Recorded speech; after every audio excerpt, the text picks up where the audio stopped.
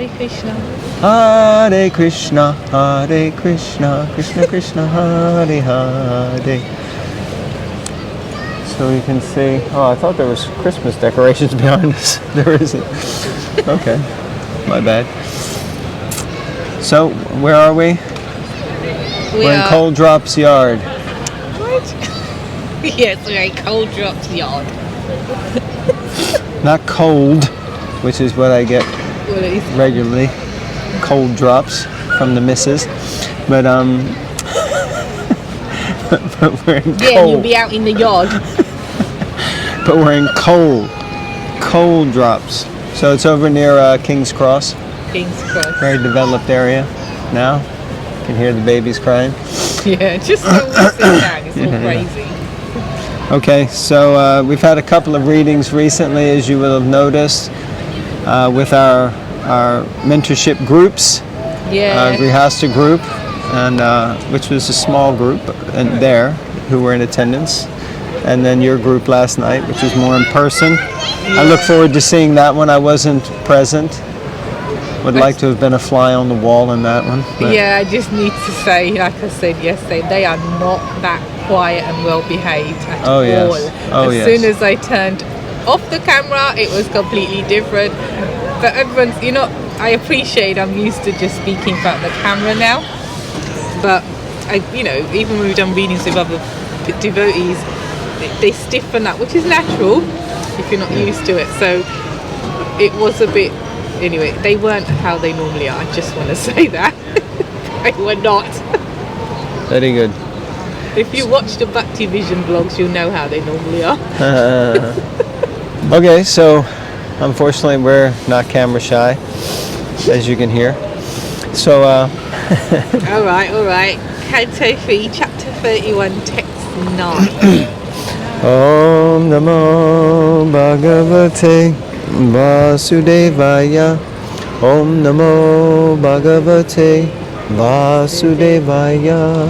Om Namo Bhagavate Vasudevaya. Text 9. The child thus remains just like a bird in a cage without freedom of movement. At that time, if the child is fortunate, he can remember all the troubles of his past 100 births, and he grieves wretchedly. Wow. What is the possibility of peace of mind in that condition? After birth, the child may forget about the difficulties of his past lives, but when we are grown up, we can at least understand the grievous tortures undergone at birth and death by reading the authorized scriptures like Srimad Bhagavatam. If we do not believe in the scriptures, that is a different question. But if we have faith in the authority of such descriptions, then we must prepare for our freedom in the next life. That is possible in this human form of life. One who does not take heed of these indications of suffering in human existence is said to be undoubtedly committing suicide. It is said that this human form of life is the only means for crossing over the nishads of Maya or material existence. We have a very efficient boat in this human form of life. Human form of body. And there is a very expert captain, the spiritual master. The scriptural injunctions are like favourable winds. If we do not cross over the ocean of the nishads of material existence, in spite of all these facilities, then certainly we are all intentionally committing suicide. Interesting. I'm going to send this verse to those girls because I didn't even remember. If you watched it, you remember I was saying, yeah, Prabhupada says somewhere where the child sometimes remembers the birth, and it was the next verse. So I'll send it to them because we were talking about it, and they're a little bit fascinated about that the Jiva. Because I've read also that Prabhupada says up until like when you're 7 months or so, there is the Jiva does know, I'm stuck here, oh my god, how did I, and it's actually after, when they give birth for sure, it's like it's gone, but I have heard up to 7 months in the womb, you mean? 7 months after birth? Onwards, no, there's prayers by the Jiva that I won't do it again. I won't do it again. I don't want to be here. Oh my God. But then your forgetfulness comes in when you are come born. into the material world. Yeah. Yeah, but even then, afterwards, some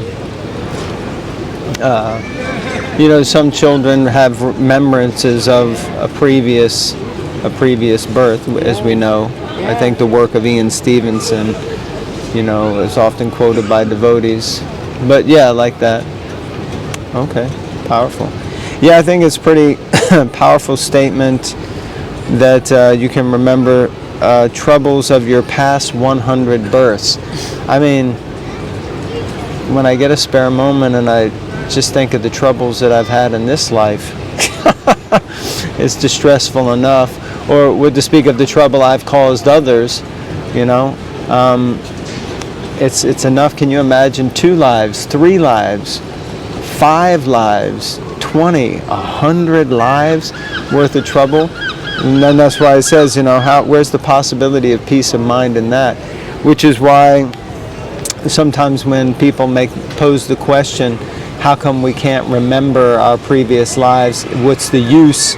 We just forget what we did, and we're kind of habituated to act in the same way again. Well, because it's actually mercy that the Lord gives us that forgetfulness. And Bhagavad Gita says, Sarvasya chaham riddhi sanivishto mata smirtir gyanam apohanam cha. So He gives us apohanam, forgetfulness, and in that way we're able to have some peace of mind. And He simultaneously gives us remembrance of Himself and knowledge about how to make progress. So it's okay. We should just accept we forgot a lot of stuff that we did in the past, but we are suffering reactions for that in this life. And the Lord is giving me the opportunity to remember Him, so I should do all that I can to remember Him. And He's giving me the knowledge by which I can cultivate intelligence to get out of this world and overcome the troubles that I had in all these previous lives. So that's a thought from my side anyway.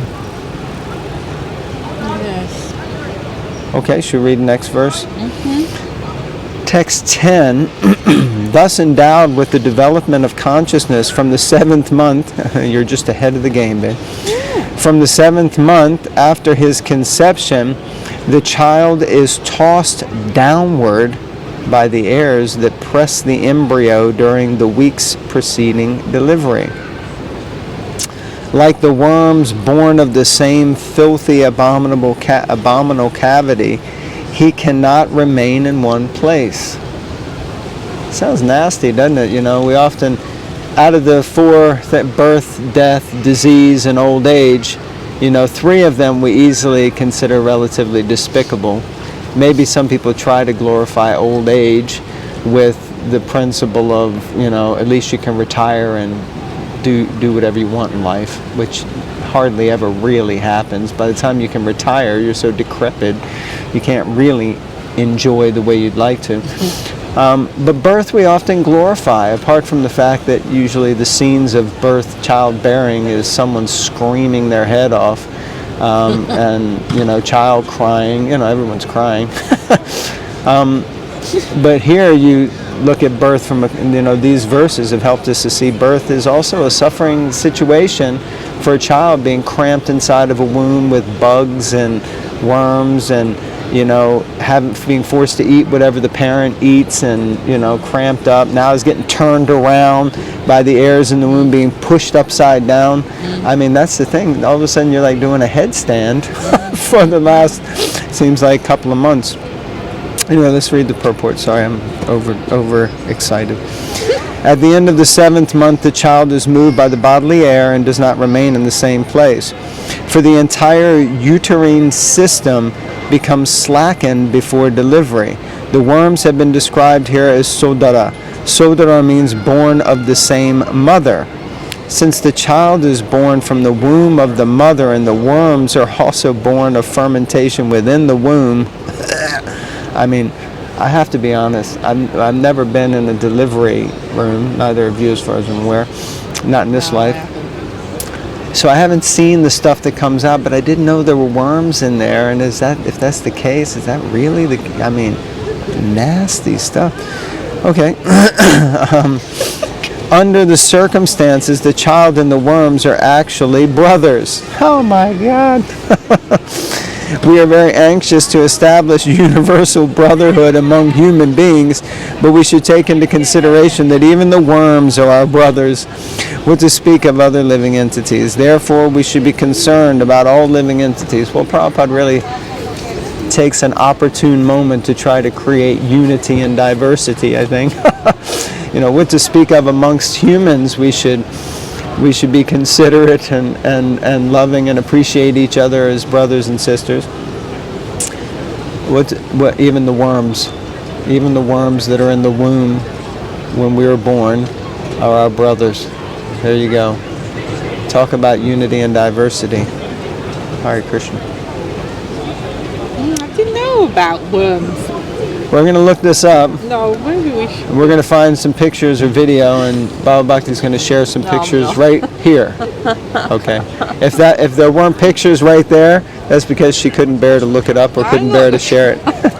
Well, you can look it up. You can share some posts or some information with us. Maybe some viewers know about these worms. Yeah, I mean, I'd never heard of that. Probably because it's such a nasty thing, you don't usually discuss it. We have a tendency as living entities to hide that which is not nice, right?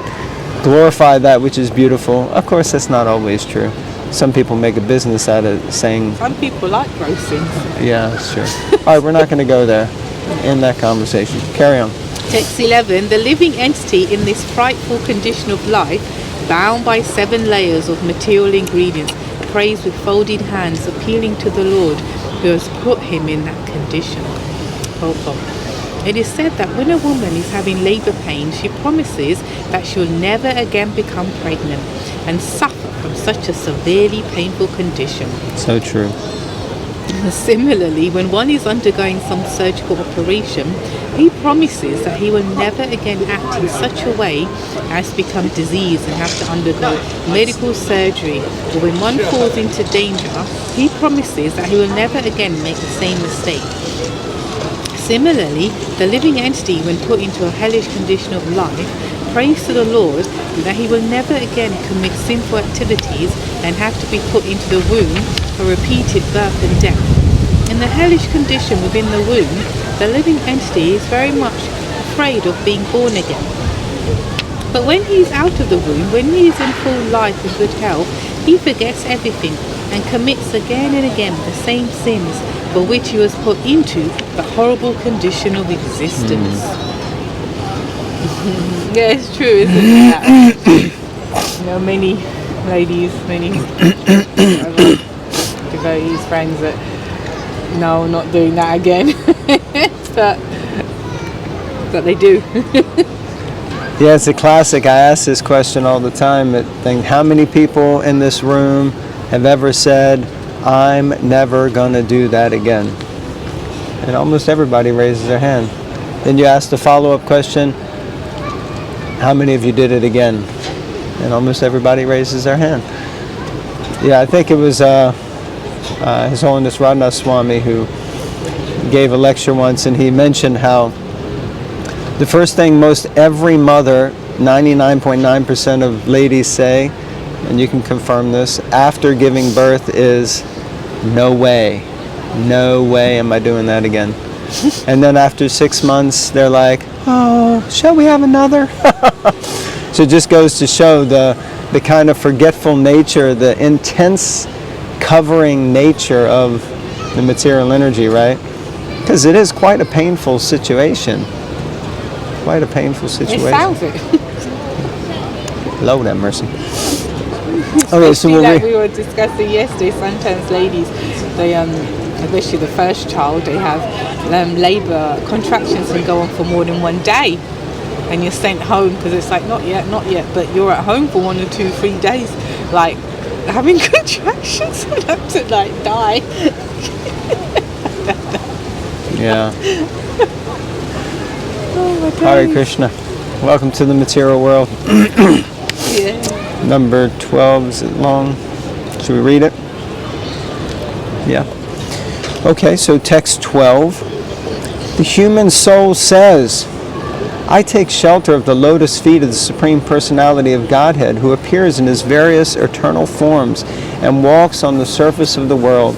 I take shelter of him only because he can give me relief from all fear, and from him I have received this condition of life, which is just befitting my impious activities. So this is a prayer of the jiva in the womb and the body of a embryo. I mean, we can't even pray like that after we get out. Now, purport. The word Chalakcharanara Vindam refers to the Supreme Personality of Godhead, who actually walks or travels upon the surface of the world. For example, Lord Ramchandra actually walked on the surface of the world, and Lord Krishna also walked just like an ordinary man. The prayer is therefore offered to the Supreme Personality of Godhead, who descends to the surface of this earth or any part of this universe for the protection of the pious and the destruction of the impious. It is confirmed in the Bhagavad Gita that when there is an increase of irreligion and discrepancies arise in the real religious activities, the Supreme Lord comes to protect the pious and kill the impious. This verse indicates Lord Krishna. Interesting. Yeah, I think it's pretty self-explanatory. A powerful prayer to the Supreme Lord, and invoking the Lord's presence while you're in the womb is quite a substantial capacity for remembrance. So like that. Another significant point in this verse is that the Lord comes ichaya by his own will. As Krishna confirms in Bhagavad Gita, Sambhavami Atma Mayaya, I appear at my will by my internal potential power. He is not forced to come by the laws of material nature. It is stated here, ichaya. He does not assume any form. As the impersonalists think, because he comes at his own will, and the form in which he descends is his eternal form. As the Supreme Lord puts the living entity into the condition of horrible existence, he can also deliver him, and therefore one should seek shelter at the lotus feet of Krishna. Krishna demands, give up everything and surrender unto me. And it is also said in Bhagavad Gita that anyone who approaches him does not come back again to accept a form in material existence, but goes back to Godhead, back home, never to return. Jai, Haribol. Going back home, back to Godhead. Ki jai.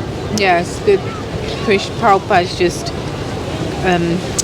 emphasizing the point that Krishna doesn't come like this, like what's been described here, which is we don't choose to be, suffering in the womb, as it were, squashed up, bent over and whatever, that he comes of his own will. Good to emphasize that. Might seem obvious, but it is actually exploited another way, so it's good to emphasize that he does come in that way. Yeah, nice point. The Lord's activities are called Leela. Our activities are called karma, which means it's driven by the material energy. Leela means free from being driven or determined by the material energy. So the Lord's activities are free from all of that, although we may look at it and judge it as if he's doing the same thing we're doing, but it's not the same at all. So I like that. Okay, it's getting a little windy and a little chilly out here, and I'm feeling that just sitting here now is not working. No. So we're going to end. Thank you all very much for tuning in. Please read the Srimad Bhagavatam.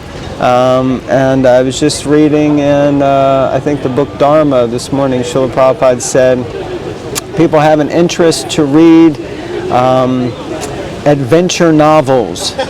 But he said you should read the Srimad Bhagavatam, and while experiencing adventure, you'll also become spiritually enlightened. So there you go. Thank you all very much. Hare Krishna, Grantaraj Srimad Bhagavatam Ki Jai. Srila Prabhupada Ki Jai.